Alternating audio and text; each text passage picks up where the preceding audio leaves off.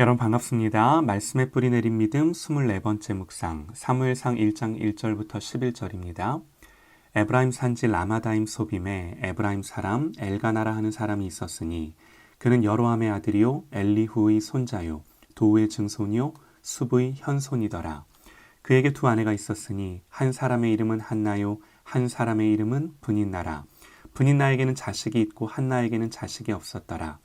이 사람이 매년 자기 성읍에서 나와서 실로에 올라가서 만군의 여호와께 예배하며 제사를 드렸는데 엘리의 두 아들 홈니와 비느하스가 여호와의 제사장으로 거기에 있었더라.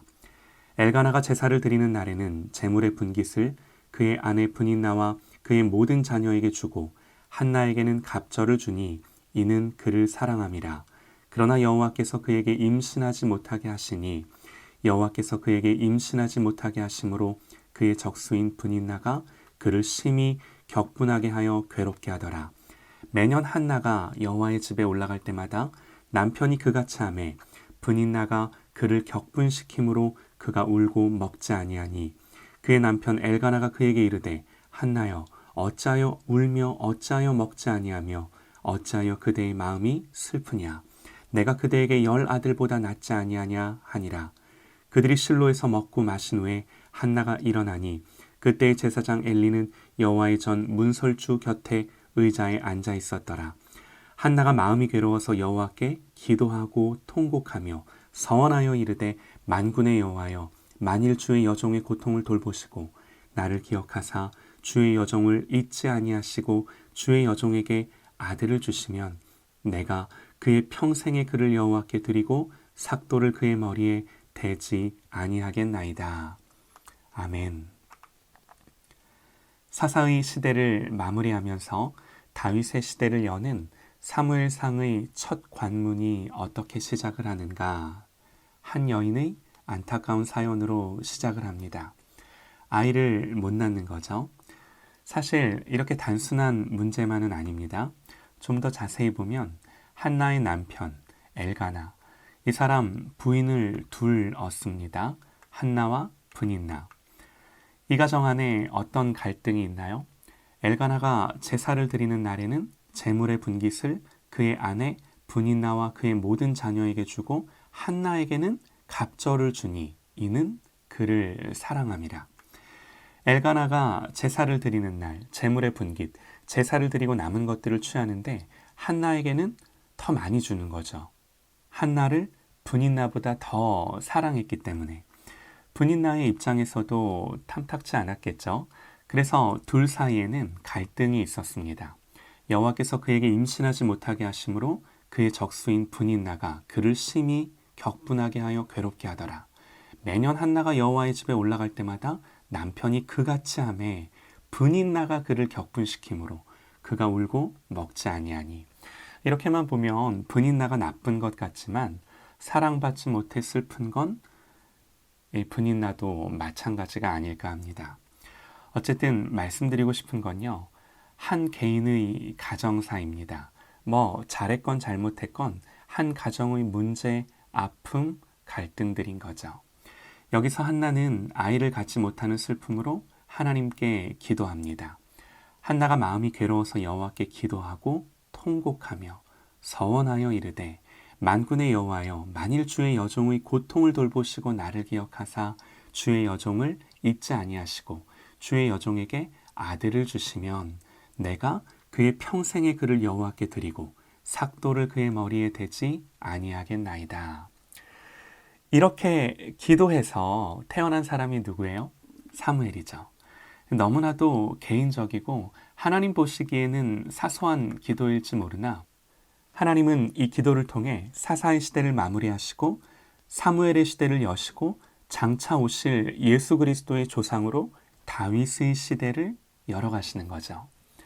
하나님은 역사를 주관하시며 통치하실 때 작아 보이는 것, 사소해 보이는 것, 지극히 우리의 개인적인 것에 찾아오시고 개입하셔서 그것들을 퍼즐 조각처럼 맞추셔서 세상의 역사를 섭리하시고 다스리시는 줄 믿습니다. 한나가 아이를 갖지 못했습니다. 오늘 말씀을 보면 6절에 여호와께서 그에게 임신하지 못하게 하심으로 성경은 한나가 자녀를 갖지 못한 것이 우연이 아니라 하나님이 그렇게 하셨음을 분명히 말씀합니다. 하나님이 그렇게 하신 거랍니다. 하나님이 왜 그렇게 하셨는가? 명확합니다. 기도하게 하시기 위해. 한나는 이 일로 하나님 앞에 아픔과 슬픔과 애통함을 가지고 기도하는 거죠. 그러면서 서원하게 하십니다. 서원하여 이르되 만군의 여호와여 만일 주의 여종의 고통을 돌보시고 나를 기억하사 주의 여종을 잊지 아니하시고 아들을 주시면 평생의 그를 여호와께 드리고 삭도를 그의 머리에 대지 않겠습니다. 삭도를 그의 머리에 대지 않겠다. 나시린의 규정이죠. 민수기 6장에 나시린의 규례가 나오는데요. 그 서원을 하고 구별하는 모든 날 동안은 삭도를 절대로 그의 머리에 대지 말 것이라. 하나님께 드려짐에 대한 이 구별됨에 대한 외부적인 표현과 고백으로 머리를 자르지 않는 겁니다. 한나가 자기가 아이를 낳으면 그 아이를 하나님 앞에 그렇게 기르겠다라고 결단하는 거예요. 하나님은 이 서원을 부모가 하게 하시는 거죠. 그리고 하나님이 이 기도에 응답하셔서 사무엘을 주셨을 때 한나가 고백합니다. 1장 26절에서 28절입니다. 한나가 이르되 내 주여 당신의 사심으로 맹세하나이다. 나는 여기서 내 주 당신 곁에 서서 여호와께 기도하던 여자라. 이 아이를 위하여 내가 기도하였더니 내가 구하여 기도한 바를 여호와께서 내게 허락하신지라. 그러므로 나도 그를 여호와께 드리되 그의 평생을 여호와께 드리나이다 하고 그가 거기서 여호와께 경배하니라. 하나님 앞에 서원하며 기도했던 것들, 기도하면서 결단하고 약속했던 것들을 신실하게 지키는 거죠. 그래서 사무엘은요, 태어나기 전부터 구별된 자로 하나님 앞에서 어려서부터 드려진 자로 자라가는 거죠. 그러니까 사람이 보기에는 이 당장의 슬픔과 아픔입니다. 내 문제고 우리 가정의 문제고. 그러나 하나님은 거기서부터 큰 그림을 그리시는 거죠. 우리는요, 절대로 다 보지 못합니다. 당장의 내 문제 앞에 아파하며 답답해하고 기도할 뿐인 거죠. 그러나 하나님은 그 기도를 통해 나를 준비시키시고 겸비케 하시고 결단하게 하셔서 일하시는 거죠. 그러므로 우리의 모든 문제와 아픔들, 답답함은 나로 하여금 하나님의 뜻을 이루게 하는 통로인 줄 믿으시기 바랍니다.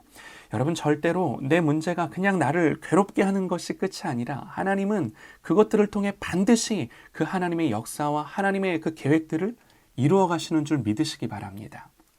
내 마음을 가난하게 하시고 그래서 나로 하여금 부요하신 하나님께만 엎드리라는 하나님의 개입하심인 줄 믿으시기 바랍니다.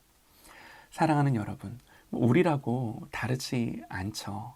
하나님은 이런 연약한 우리의 지극히 개인적인 사소한 그 기도들, 우리는 그렇게 개인적이고 사소한 기도들 같아 보일지 모르지만 그 기도들을 통해 역사를 만들어 가시는 거예요.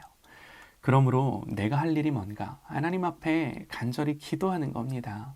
살아계신 하나님을 전심으로 붙드는 것입니다. 나를 향한 하나님의 사랑과 계획을 신뢰하며 나의 미래를 온전히 의탁하는 것입니다.